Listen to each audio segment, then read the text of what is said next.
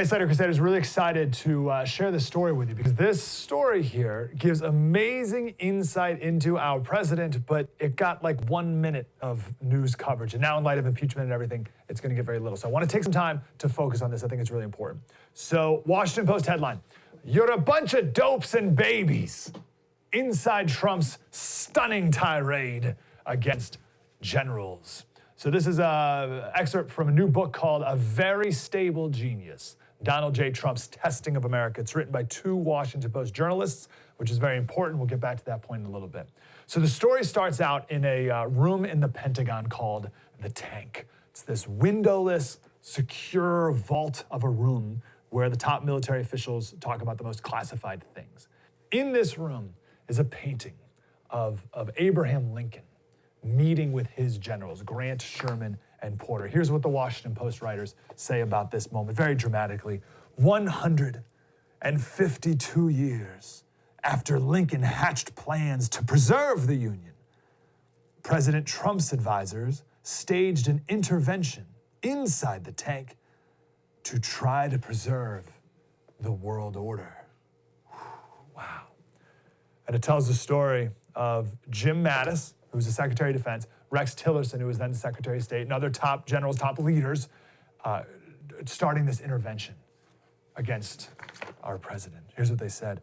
These leaders, had grown alarmed by gaping holes in Trump's knowledge of history, especially the key alliances forged following World War II. Trump had dismissed allies as worthless, cozied up to authoritarian regimes in Russia and elsewhere. I don't know how he's cozied up to Russia. And advocated withdrawing troops from strategic outposts and active theaters alike. Unbelievable, so they needed to stage an intervention. They thought Trump didn't know his history. So they put together a tutorial for the president. This happened on July 20th, 2017.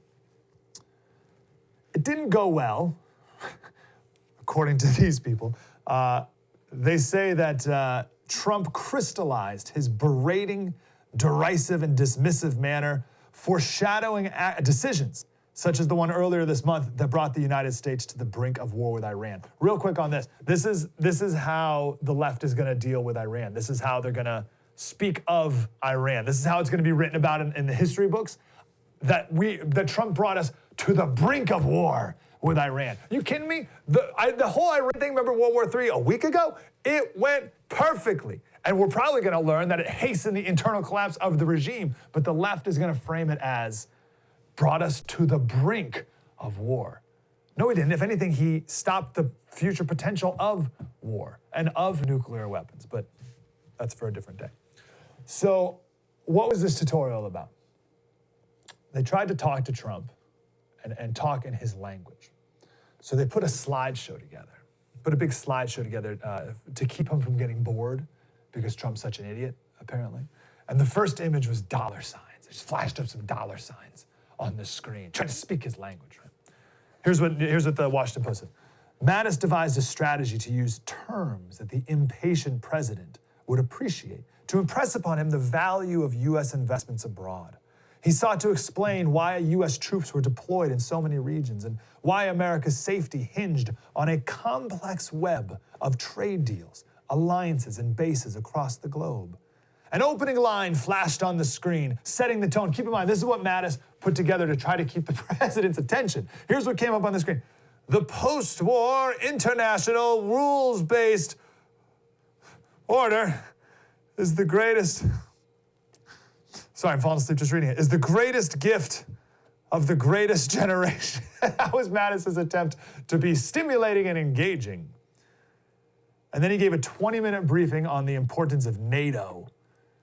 And Steve Bannon, who was in the room, Steve Bannon thought to himself, not good. Trump is not going to like this one bit. The internationalist language that Mattis was using was a trigger for Trump. Oh, baby, this is going to be blanking wild, Bannon thought. Bannon saw what a disaster this was going to be right from the jump. So 90 minutes this went on, this meeting. They went back and forth on NATO, and the smart people in the room talked about how you know, these countries, they don't really need to pay 2%. It was a non-binding agreement. They're not really cheating us out of money. You shouldn't go so hard on these NATO countries. And then Trump said he wants to get out of the Iran deal. And Rex Tillerson goes on this whole thing about how great it is. And Trump said, I don't want to hear it. Cut him off, said, I don't want to hear it. These guys are ripping us off. They're cheating us. They're building the nuclear weapon. We're getting out of this deal. That was the president. He said, I keep telling you. And you keep saying, oh, give it time, you're delaying me. He said, I want out of it. He then went on to Afghanistan, called it a loser war. And then he said, you're all losers. He said, you don't know how to win anymore. Trump, by now, was in one of his rages. He was so angry that he wasn't taking breaths. So he was dying, he was suffocating, he was so angry. All morning, he had been coarse and cavalier, which is weird because those sound like two different things. Aren't those kind of two opposite? Like if you're cavalier, you're being very like off the cuff, whatever. But if you're coarse, you're very stern, and so I don't understand that. But the next several things he bellowed, which is weird too because he's not breathing. So he's not breathing and he's bellowing, which seems odd as well. But what the things he bellowed next went beyond that description.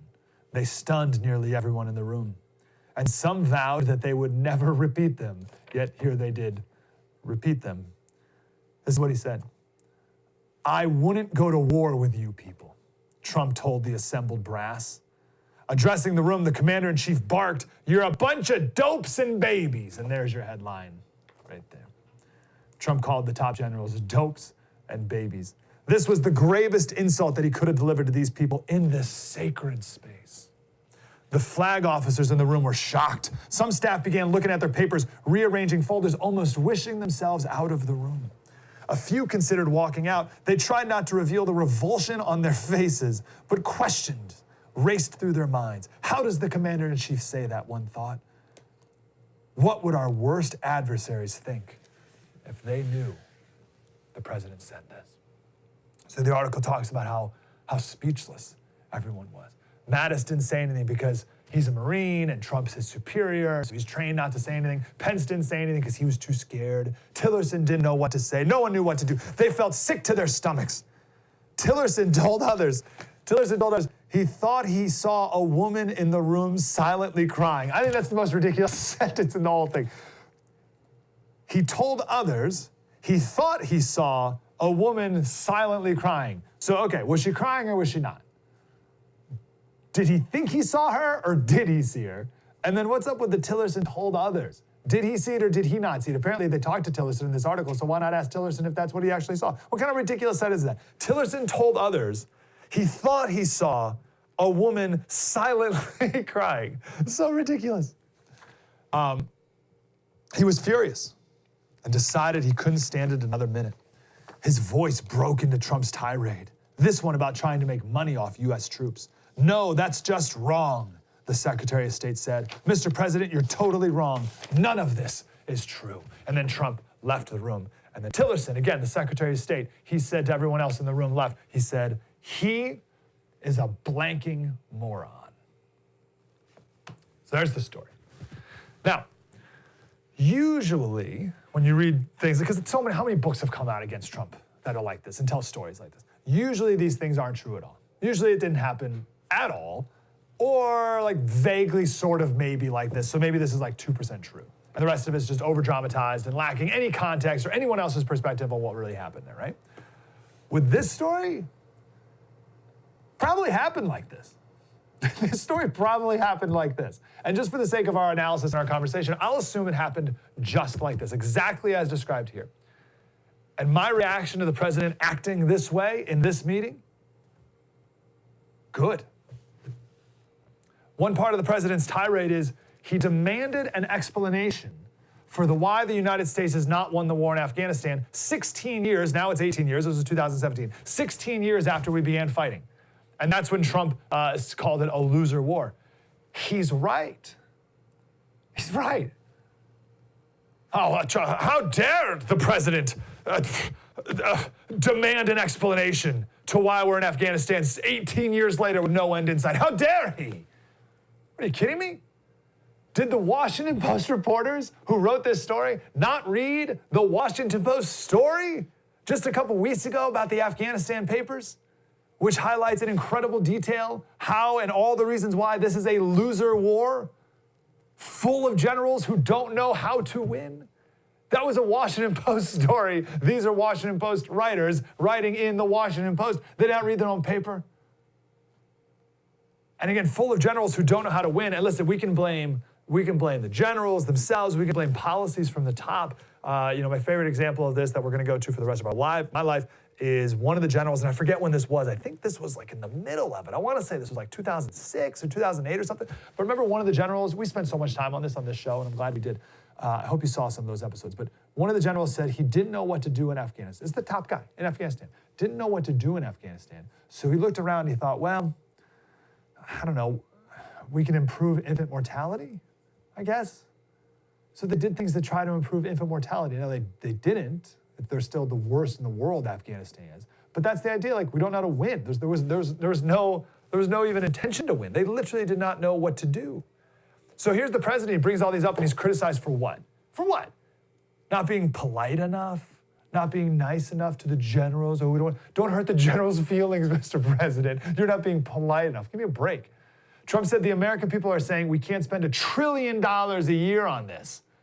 Instead, it's going to bankrupt us. He's right. He talked about using their oil to pay for these wars. Now, I'll have a conversation on that. I hear arguments left and right, but that's not insane to bring up. Check this part out. Trump mused about removing General Nicholson, the guy in charge of Afghanistan today. I don't think he knows how to win, the president said, impugning Nicholson, who wasn't present at the meeting. Dunford, this other guy, tried to come to Nicholson's defense, but the mild-mannered general, the poor innocent general, he's so mild-mannered. Trump is so mean, and this guy's so mild-mannered, struggled to convey his points to the irascible president. Mr. President, that's just not, we've been under different orders. Dunford sought to explain that he hadn't been charged, the general hadn't been charged with annihilating the enemy in Afghanistan, but was instead following a strategy started by the Obama administration to gradually reduce the military presence in the country in hopes of training locals to maintain a stable government so that the United States could eventually pull out. Trump shot back in more plain language. I want to win. We don't win wars anymore. We spend $7 trillion. Everybody else gets the oil, and we're not winning anymore. He's right. But I love this. Well, the strategy is that, give me a break. Talked about NATO. Mattis, in his lecture, told Trump all the reasons why U.S. troops are deployed in different regions and why America's safety hinges on the what was the quote earlier? The complex web of trade deals and alliances and bases. This is why we elected Trump, to change all of this, to at least question all of it, right? Question the status quo. And some of the things that we're doing right now, alliances, web deal, blah, blah, some of that stuff makes sense. Some of it doesn't. Maybe the world order needs changing. Maybe it needs some major reassessing, needs some new thinking, needs some new perspective, needs some new order. You can't tell me that every alliance, every base, and every decision that's ever been made since World War II that has led us to today has led us to the perfect world scenario, and nothing needs to be reorganized or re-questioned at all. Clearly, things need changing. And in this breakthrough article from the Washington Post, this big hit piece against the president, the examples that Trump brought up in that meeting were the Afghanistan war, who pays for NATO, which the president is right about, obviously, and the other example was a $10 billion missile defense system in South Korea that Trump wanted the Koreans to pay for. What a ghastly suggestion that the president made to South Korea pay for, or at least pay for part of this $10 billion system. I take a break. I want to tell you the ultimate, the ultimate Trump story next. This story next. If President Trump were a Democrat, this story would be shared every single day about, it would be shared for all time on great lessons for business leaders and all types of leaders alike, and how great our president is at being commander-in-chief. But he's a Republican and he's Trump, so everything he does is terrible. This is the best story I've ever heard about President Trump, and it gives all the proper context that this hit piece is obviously lacking. We'll do that next. True story, Mike Slater. Spread the word.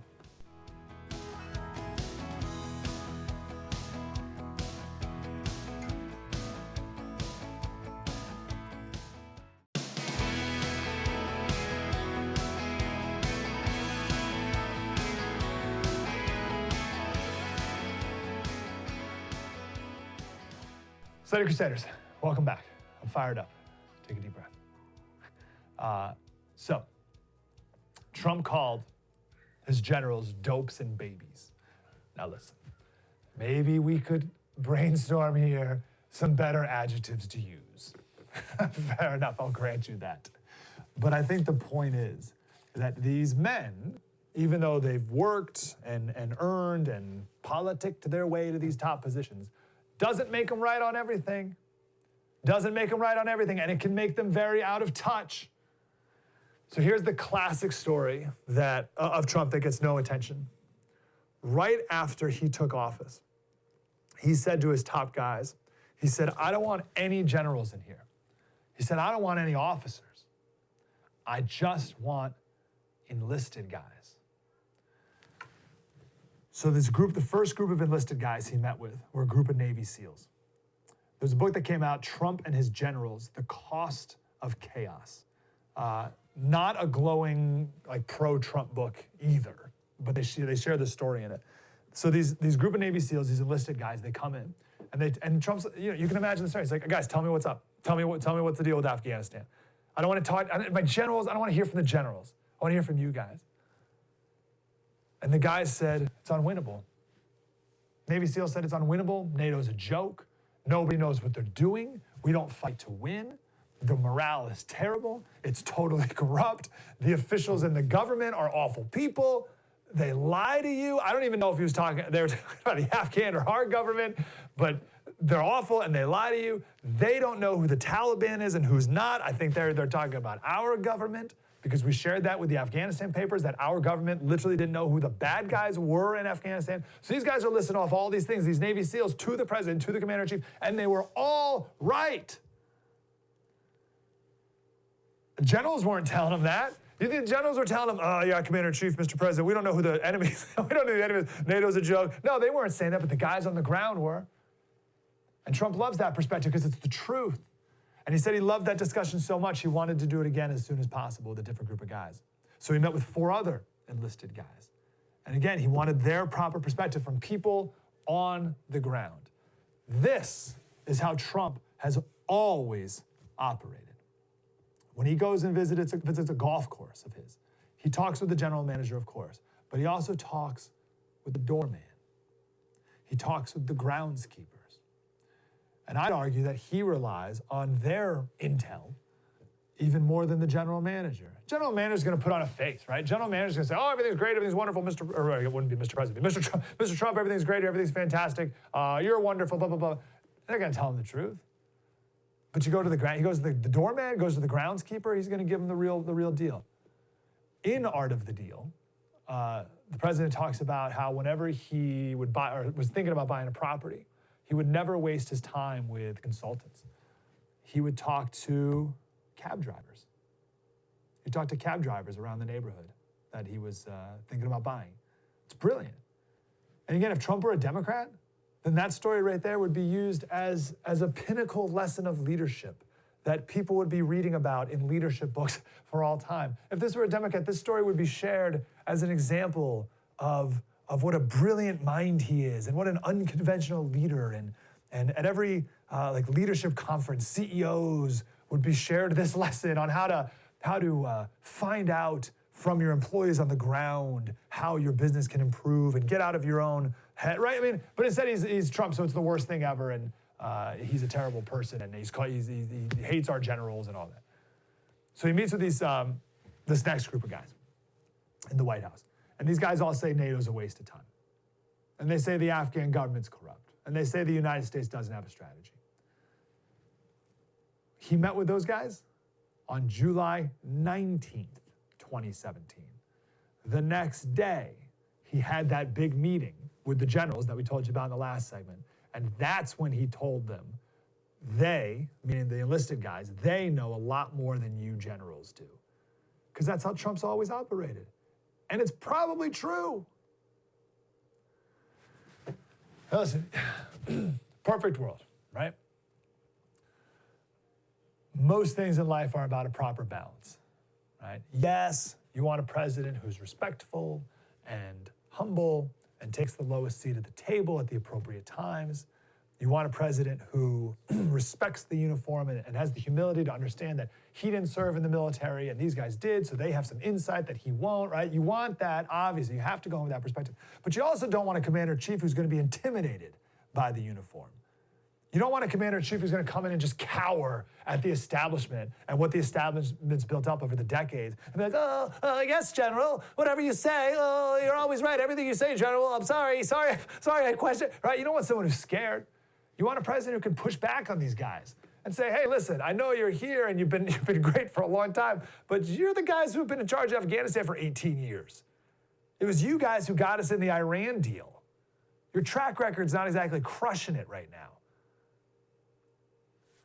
Trump told his guys, this is in the Trump and his generals book. So Trump told his generals and top advisors about this fancy restaurant in New York City. It's called the 21 Club.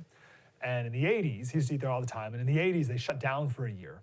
And they hired some fancy consultants. And their big idea was to expand the kitchen. Right?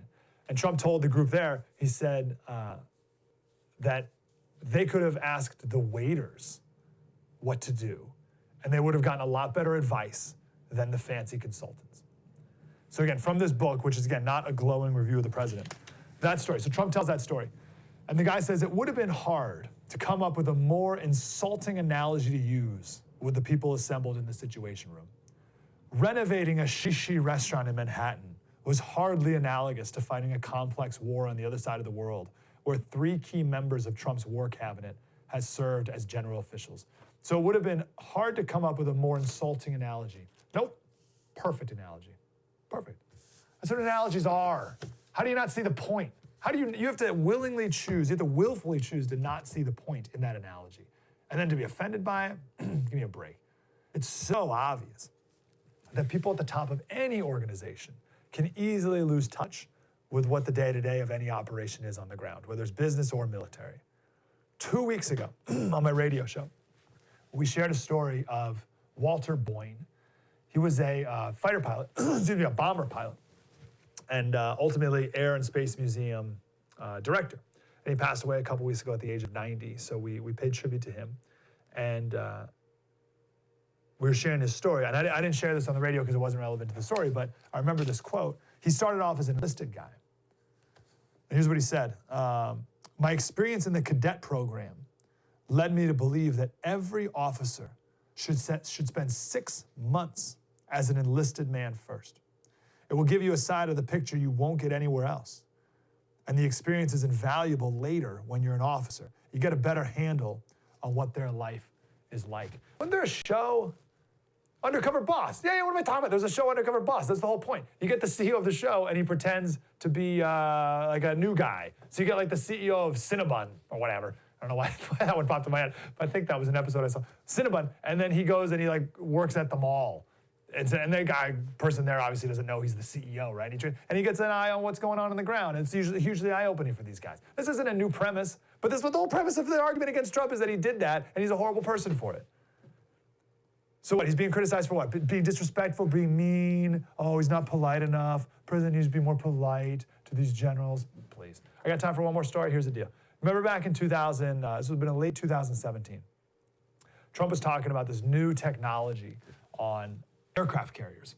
And do you remember this quote? He said, you got to be Albert Einstein to figure it out. Remember that? And he was talking about a new catapult system on the aircraft carrier. And, right, so it's what shoots the planes off the ship, right? And the new system's called the Electromagnetic Aircraft Launch System. Right? And he was criticizing it. And all the media accounts were like, oh, the president's an idiot, blah, blah, blah. He wasn't criticizing it out of nowhere. He was talking to enlisted guys who use the thing. And they said that if something breaks, the old system, if something broke, they could fix it with just like a wrench. But now, because it's digital, it's this whole thing, and it's super complicated, and no one can fix it, and when it breaks, it's down forever, and it's a big problem. Here's what Trump said. He said, it sounded bad to me when he first heard about it. Digital? They have digital? What is digital? It's very complicated. You have to be Albert Einstein to figure it out. That's what he said, right? And then he said something like, he said it's like when you get a new car, And he said, you got to be a computer genius to fix your seat. He's like, the seat's moving all over the place. It's unbelievable. And everyone's, oh, what a stupid idiot, comparing the new system on the aircraft carrier to a new car. What an idiot. We hate this guy. Again, he was right. This is from the director of the Operational Test and Evaluation. The director wrote in the Operational Test and Evaluation report on this new catapult system. Here's what they said. It has poor to unknown reliability of the newly designed catapults. It could affect the ability of the carrier to generate sorties, launching the planes off, making the ship more vulnerable to attack, or create limitations during routine operations. So the president was critical of it because he heard from guys who actually use it that the new one was no good. The media called him an idiot, doesn't know what he's talking about. And once again, he was right. True story. Mike Slater. Spread the word.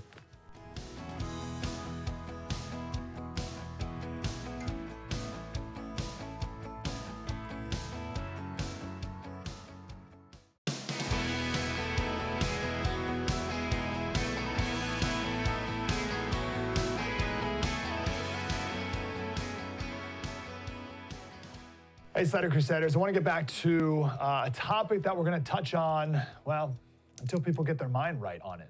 Huge problem here in California, also across the country. It's growing across the country, and it's going to get worse across the country if people continue to do what we're doing here in California to fix it, because it's certainly not fixing it, that's for sure. Talking about homelessness, and in particular, this housing first model of trying to solve the problem. Susan Shelley is a columnist on the editorial board of the Orange County Register and the LA Daily News. Wrote an awesome article on this the other day. Shelley, how are you today?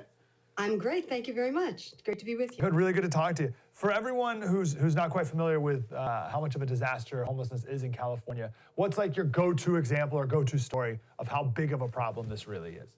Oh, it's awful. Tonight they're starting the point-in-time count, and they're looking for more volunteers. They don't have enough volunteers to count all the homeless encampments that are all over Los Angeles, spilling down the sides of the freeways, on the sidewalks, on the streets, on the freeway ramps. It's horrific. And for the longest time now, we've heard this narrative that it's caused by housing prices being too expensive. What's your take on that? Well, before it was blamed on housing prices, it was blamed on the economy. It's been blamed on many things. This is not a new phenomenon in world history. And it's a complicated problem that's made worse by policies in California. There's no question this is the fault of politicians who have done this to us on purpose. And the reason they're doing it is they want housing first. And this is what I found that was so disturbing. Housing first is a policy that we're told is proven. It was proven in Utah, where over a decade, Utah was able to reduce its chronic homeless population by 91% in 10 years. That's really impressive. It's just not true. What happened was they changed the way they counted people. They categorized people as chronically homeless differently. And they also did adjustments on their numbers to try and compensate for the fact that at the point in time count that night, there wasn't everybody on the street who'd been homeless during the year. So in 1 year, they doubled the point in time count as an adjustment, and maybe 8-10 years later, they didn't make any adjustment at all. And then you draw the line between those, and it looks like a steep reduction. But it's a math trick. Whether it was intentional or not intentional, it isn't true that there was a 91% reduction. A scholar at the American Enterprise Institute looked at all the numbers in 2016, I think it was, and concluded there was no reduction in chronic homelessness. So why are they doing it? They're doing it because they take money from the taxpayers, they create this crisis, this unsustainable situation, this horrible humane disaster on our streets. And then they tell the public the only thing that works is housing first. Los Angeles passed a $1.2 billion bond for housing. And guess what? All it does is take money from the public treasury, give it to developers who give it to union workers or prevailing wage workers, which is why they're paying the highest possible rate. So that's why they're $700,000 a unit. And then it doesn't solve the problem. You can't, even if this would solve the problem, there will never be enough money to build a $700,000 apartment for every person who's on the street. There never will be. Not to mention the kind of hazard. That's such a racket, what you just described, right? That is such a fraudulent, should be criminal, corrupt racket. It should be. Wow, that's unbelievable. And I just want to emphasize, because we live here in California, Susan. So like $700,000, like that's insane for anyone. But I mean, if you're watching this in Texas right now, and your big house costs $300,000, and you're hearing about a homeless apartment or apartment for a homeless person, that's $700,000. How could that possibly be? Well, it happens because they pay everybody the highest possible rate they can pay, and there are all these extra charges, lots of consultants, lots of studies, and lots of probably graft. And then you get everybody gets campaign contributions from the developers who want to build these things. And there's just a lot of money to be made in this racket. And it's a horrible humanitarian disaster. We should be spending money on psychiatric hospitals, residential treatment settings for substance abuse. We should be spending money on emergency shelters to get people off the street. Instead, we're spending money on city workers to go out and make, quote, contacts with the homeless. They make contacts and they wait for the homeless to be ready to accept help. Some of these people are desperately ill, and they're not tenants, they're patients. And we're leaving them on the street, and it's inexcusable. This is absolutely one of the worst policy catastrophes I've ever seen. Yeah, that's a fact. And here in San Diego, and closer to you, up in Oceanside, we support this organization, Solutions for Change, and they are about helping homeless families. And they have these homes that they've built, and the families come in. There's a 1,000-day program. It's a wonderful, wonderful thing. And it was a couple years ago. They took a little bit of federal government money. It was mostly no government money, but they took some federal money. And the federal government came in and said, if you still want to take any of our money, the new string that we're adding is you have to allow people in your homes, in your buildings, to use drugs and alcohol if they want, right? Obviously, the rule was you can't be using if you want to live here. So you have to allow people to use drugs if they want to be here. And you can't force them to go to the different groups that you have to help them get better. And fortunately, Solutions for Change said, no thanks, we're just not going to take any of your money anymore. We're not going to abide by that. But like that was the Obama philosophy and the progressive philosophy that you can't even tell someone who you're supposed to be helping that they can't use drugs anymore around women and children who are living in the center. That's the insanity from the progressive view. It is insanity, and this feeds into this housing first fantasy that you don't have to get anybody clean, you just get them housed, and then miraculously they get better. And this is just nonsense and dangerous for everybody. And there's no way the police and the paramedics can cope with this situation. It's a perpetual emergency. It's a perpetual disaster. And people are shooting drugs on the street, leaving needles where children are walking. It's a catastrophe. And it's all man-made. It's all from policy. Just like all the other problems in California, right? The drought, the wildfires, so many of these things. I saw a video yesterday. I saw a video yesterday of two homeless people. I think it was in Ventura, maybe. Two homeless people having sex on the sidewalk. They were lying down on the ground. And someone took a video of it. And my first thought was, that's disgusting and terrible. And kids, people walking by, businesses shouldn't have to deal with this.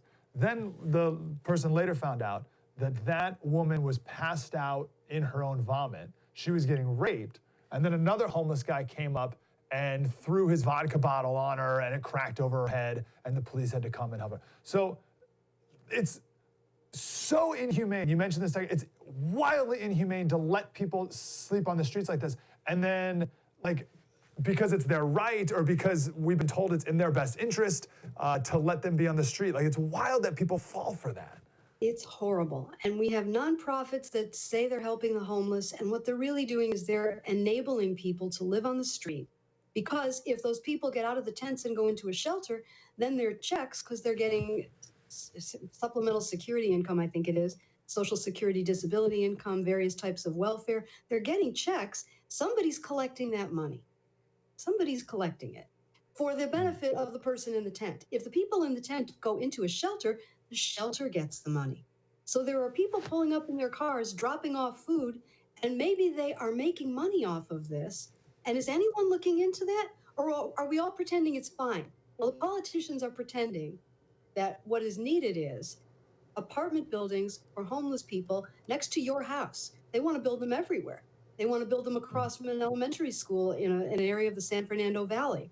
It's a disaster.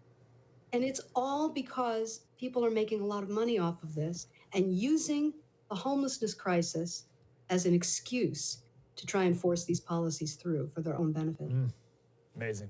Last question for you, Susan, about Gavin Newsom, our governor here. Just read an article this morning where he was critical. I'm trying to find the quote here, but he's critical of Democrats.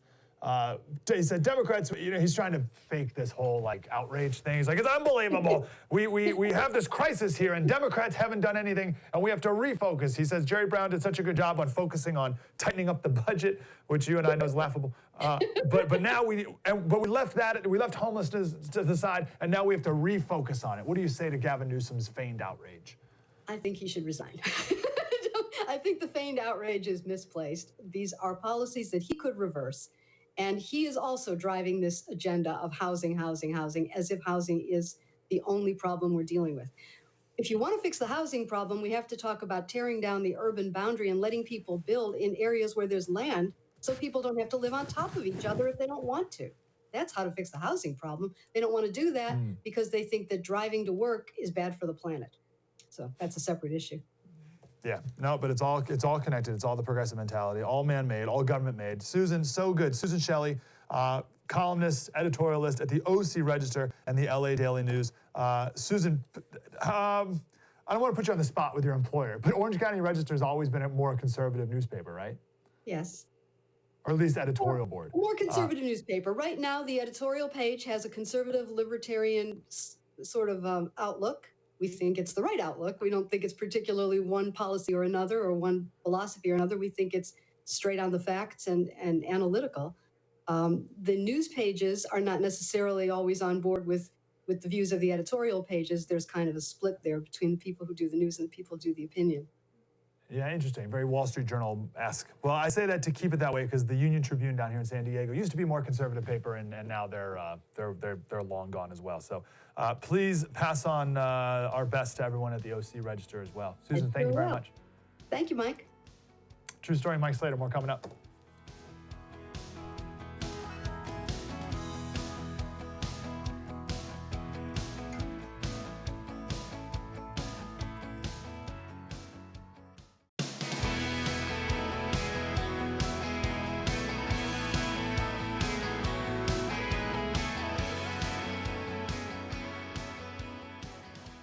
Hey, Slater Crusaders, you may have seen this letter by now that Chuck Schumer sent in 98, 99 when Bill Clinton was being impeached here.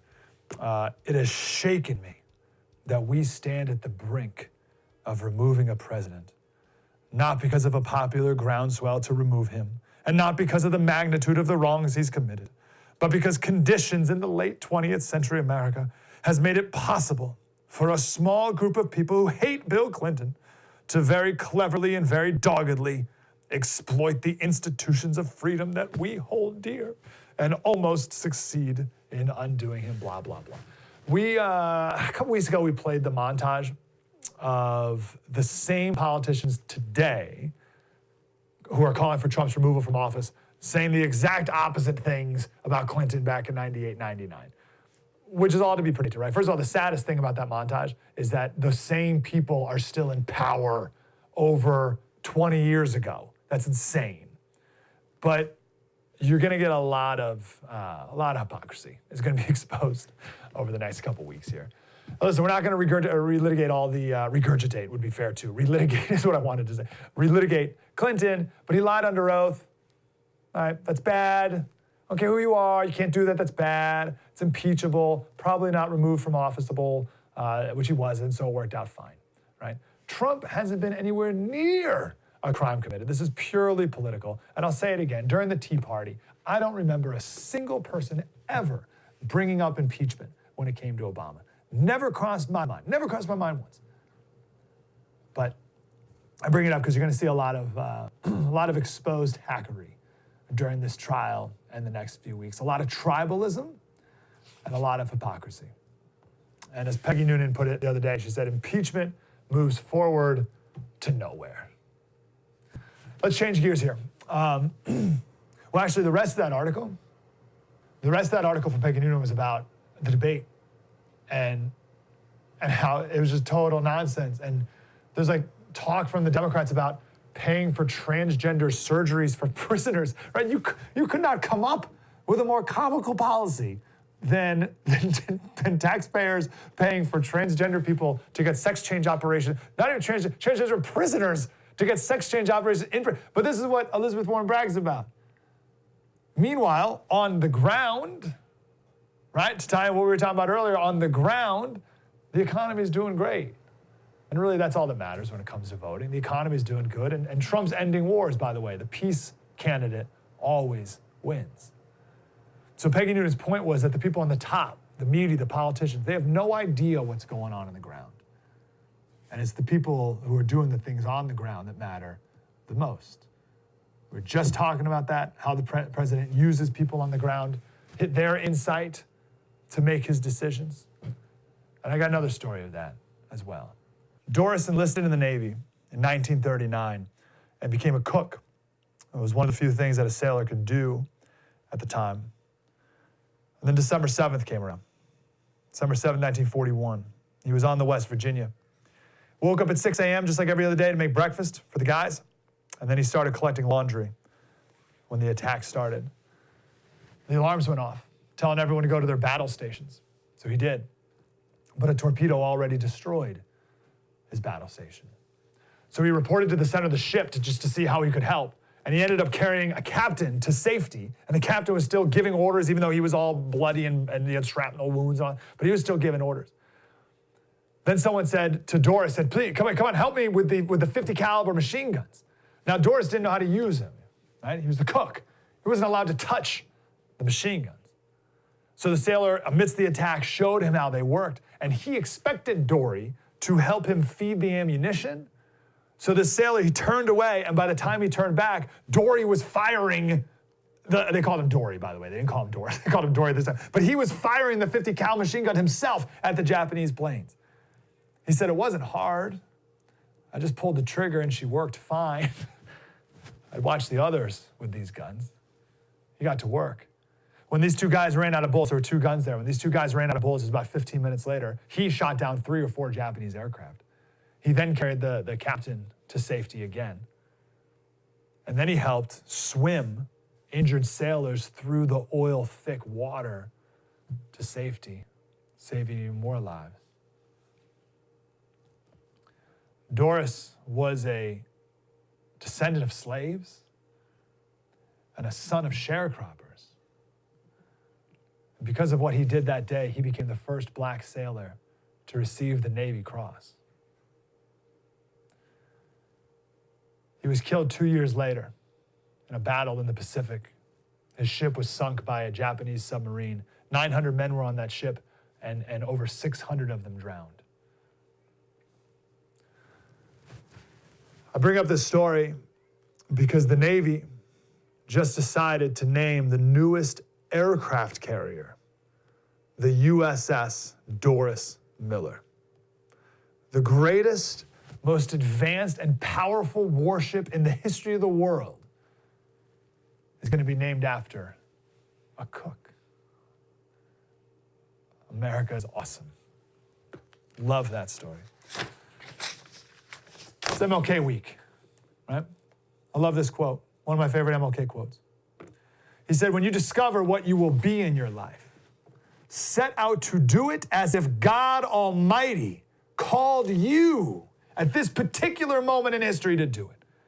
Don't just set out to do a good job. Set out to do such a good job that the living, the dead, or the unborn couldn't do it any better. If it falls your lot to be a street sweeper, sweep streets like Michelangelo painted pictures. Sweep streets like Beethoven composed music. Sweep streets like Shakespeare wrote poetry. sweep streets so that all the hosts of heaven and earth will have to pause and say, here lived a great street sweeper who swept his job well. Here served Doris Miller, who did his job well. Now you know the rest of the story. The fact that a man, he could have said, I'm just a cook. I'm out of here. I'm just a cook. I don't know what to do. He didn't. I so look forward to the day when my kids are older. And they're going to say, because here in San Diego, I don't know where this aircraft carrier is going to be, but we got some aircraft carriers downtown on the bay. And I look forward to my kids saying, why is this aircraft carrier named after some 80-year-old woman named Doris? And I look forward to saying, no, kids, let me tell you about Doris. He's a man who never complained, a man who was always prepared, a man who, even in the face of discrimination, served others and served his country. And if anyone has ever earned the right to have an aircraft carrier named after them, it's Doris. It's a true story. I love that story. Mike Slater, spread the word. See you tomorrow.